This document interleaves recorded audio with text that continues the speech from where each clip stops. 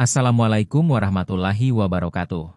Perkenalkan, nama saya Muhammad Syawal Nov, dari Prodi Ekonomi Syariah, dengan NIM 25141200009. Di sini saya akan membahas materi tentang pengantar ekonomi Islam. Yang pertama yaitu pengantar ekonomi Islam. Ekonomi Islam adalah sebuah disiplin ilmu dan sistem kehidupan yang mengatur bagaimana manusia memperoleh, mengelola, memanfaatkan, serta mendistribusikan harta berdasarkan petunjuk Allah Subhanahu wa Ta'ala. Tujuan utama ekonomi Islam bukan sekadar kemakmuran materi, tetapi membangun tatanan masyarakat yang adil, sejahtera, bermoral, dan berorientasi pada falah, kebahagiaan dunia dan akhirat. Berbeda dari sistem kapitalis yang menjadikan keuntungan sebagai orientasi tertinggi, ekonomi Islam menempatkan keberkahan dan nilai ibadah dalam setiap aktivitas ekonomi. Ekonomi tidak berdiri sendiri sebagai sektor teknis, tetapi terhubung dengan akidah, syariah, dan akhlak. Sistem ini mengajak manusia untuk mencari rezeki dengan cara halal, membelanjakannya secara bijak, dan mengedepankan pemerataan agar harta tidak hanya berputar di kalangan orang kaya. Yang kedua, Islamic Worldview, Ru'yatul Islam li al-Wujud. Islamic Worldview adalah kerangka pikir yang menentukan bagaimana seorang muslim memahami hakikat hidup, tujuan keberadaan, serta hubungan manusia dengan alam dan Tuhannya. Pandangan hidup ini menjadi fondasi utama sistem ekonomi Islam, sebab ia memberikan arah moral dan spiritual dalam aktivitas ekonomi. Bagi seorang muslim, aktivitas seperti bekerja, berdagang, hingga mengelola kekayaan bukanlah tindakan netral, melainkan bagian dari proses ibadah. Ketika worldview Islam terinternalisasi, maka keputusan ekonomi tidak diambil hanya berdasarkan rasionalitas materi, tetapi juga melalui pertimbangan halal haram, ridha Allah, dan maslahat sosial. Pandangan hidup ini menolak dominasi materialisme dan menjadikan wahyu sebagai pemandu utama dalam menentukan nilai ekonomi. Ketiga, tauhid sebagai fondasi segala aktivitas ekonomi. Tauhid bukan hanya konsep teologis yang mengokohkan keimanan, tetapi juga sebuah sistem nilai yang memengaruhi cara seseorang memandang dan memperlakukan harta. Meyakini Allah sebagai pemilik segala sesuatu membuat manusia sadar bahwa kekayaan material hanyalah amanah yang harus digunakan sebaik-baiknya. Semakin kuat keyakinan tauhid, semakin bersih pula perilaku ekonomi seseorang. Ia tidak akan menipu dalam bisnis, tidak berani memakan riba, tidak merampas hak orang lain, serta tidak menimbun kekayaan secara egois. Tauhid menumbuhkan rasa takut kepada Allah, mendorong kejujuran dalam transaksi, dan membangkitkan kepedulian terhadap sesama. Inilah mengapa ekonomi Islam dibangun dari dalam diri manusia, lalu diwujudkan keluar dalam bentuk sistem dan mekanisme sosial. Keempat yaitu, pilar ekonomi Islam akidah, syariah, akhlak. Ekonomi Islam berjalan di atas tiga pilar besar yang saling melengkapi. 1. Akidah. Menjadi fondasi keyakinan yang mengarahkan niat. Tanpa akidah, ekonomi hanya akan menjadi aktivitas dunia tanpa orientasi akhirat. 2. Syariah. Memberikan aturan operasional ekonomi, mencakup tata cara jual beli, investasi, perbankan, warisan, kepemilikan, zakat, hingga kebijakan negara. Syariah mengatur agar harta tidak diperoleh secara zalim dan tidak digunakan untuk kemudaratan. 3. Akhlak. Adalah ruh dari seluruh sistem. Akhlak memastikan bahwa aturan syariah dijalankan dengan hati yang bersih, jujur, adil, dan penuh empati. Ekonomi tanpa akhlak mungkin berjalan secara teknis, namun kehilangan keberkahan dan nilai ibadah. Ketiga pilar ini membuat ekonomi Islam tidak hanya mengatur apa yang boleh dan tidak, tetapi juga bagaimana seharusnya manusia bersikap dalam ekonomi. Kelima, ruang lingkup ekonomi Islam. Ruang lingkup ekonomi Islam meliputi seluruh dimensi interaksi manusia dengan harta. Ia mengatur cara memperoleh pendapatan, bagaimana barang diproduksi, bagaimana kekayaan didistribusikan, hingga bagaimana negara mengelola sistem keuangan. Cakupannya meliputi produksi, untuk menciptakan barang dan jasa halal yang bermanfaat. Distribusi, agar kekayaan tidak terpusat dan bisa dinikmati secara layak oleh masyarakat. Konsumsi, agar manusia tidak diperbudak keinginan dan tetap hidup dalam batas kebutuhan. Kepemilikan, baik kepemilikan pribadi maupun publik. Keuangan, mencakup perbankan syariah, sukuk, zakat, wakaf, dan instrumen moneter halal. Sistem ekonomi Islam bersifat total dan menyentuh seluruh sendi kehidupan, bukan sekadar teori akademik yang berhenti pada wacana. Keenam, karakter dan nilai ekonomi Islam. Ekonomi Islam dibangun di atas nilai moral seperti kejujuran, keadilan, dan keseimbangan. Setiap harta yang diperoleh harus berasal dari usaha yang halal, dikelola secara wajar, dan tidak boleh merugikan orang lain. Sistem ini menolak praktik curang seperti penipuan, manipulasi harga, atau keuntungan yang berlebihan tanpa usaha yang sah. Keberhasilan ekonomi dalam Islam tidak hanya diukur dari banyaknya harta, tetapi dari sejauh mana harta itu membawa manfaat dan keberkahan bagi diri sendiri serta masyarakat. Dengan prinsip ini, ekonomi Islam menjadi lebih manusiawi karena menggabungkan kemajuan materi dengan tanggung jawab moral dan sosial. Ketujuh, tujuan ekonomi Islam.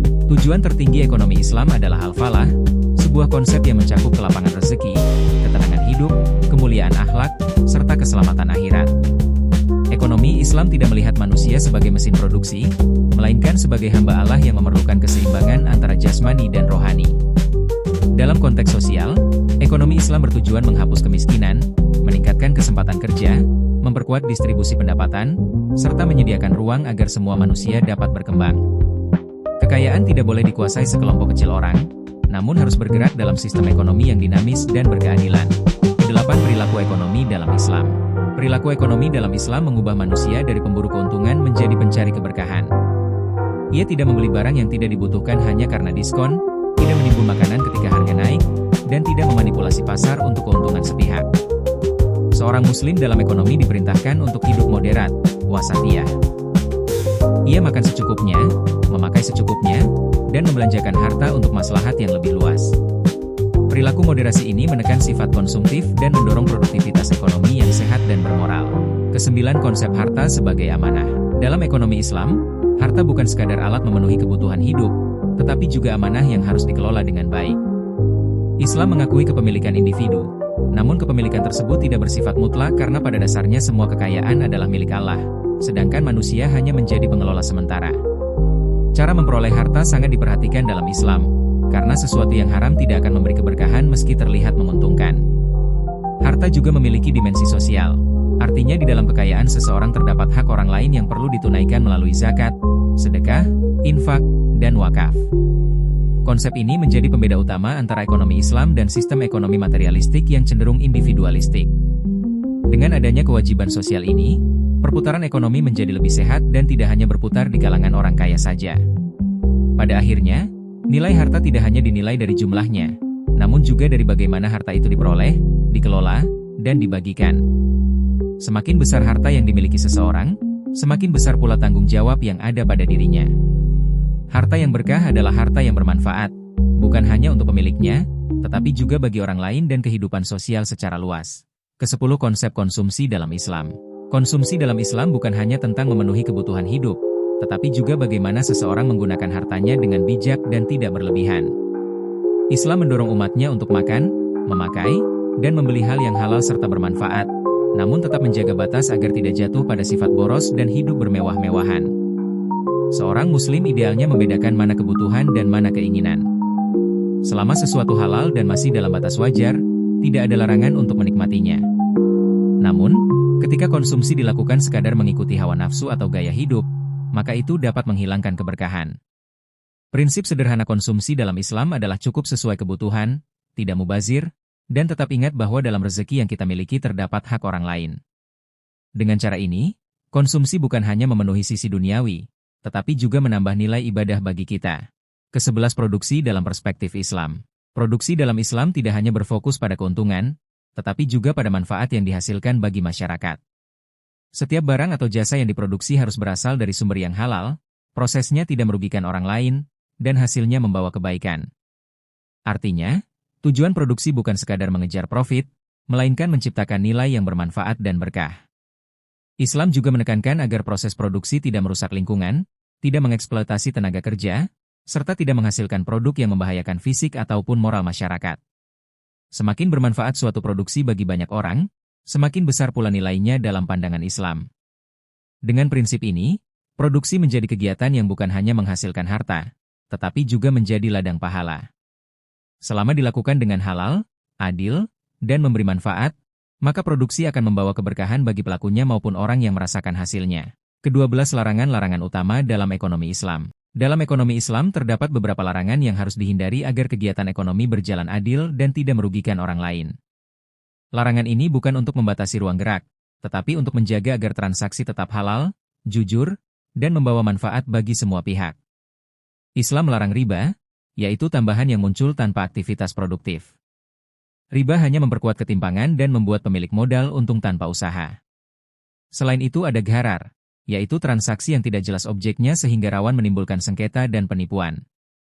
Islam juga melarang maisir, segala bentuk judi dan spekulasi yang hanya bergantung pada keberuntungan dan bukan usaha nyata. Terakhir adalah zulm, yaitu segala tindakan yang menzalimi pihak lain seperti menipu dalam jual beli, mengurangi timbangan, atau memonopoli barang agar harga naik. Selama larangan ini dijaga, kegiatan ekonomi akan berjalan lebih sehat dan menciptakan keberkahan bagi semua. Sebagai penutup, saya berharap tugas ini dapat menjadi sumber informasi yang bermanfaat dan menambah pemahaman mengenai topik yang dibahas. Apabila terdapat kekurangan dalam penyusunan tugas ini, saya memohon maaf dan sangat terbuka terhadap kritik serta saran yang membangun. Terima kasih atas perhatian dan kesempatan yang diberikan. Wassalamualaikum warahmatullahi wabarakatuh.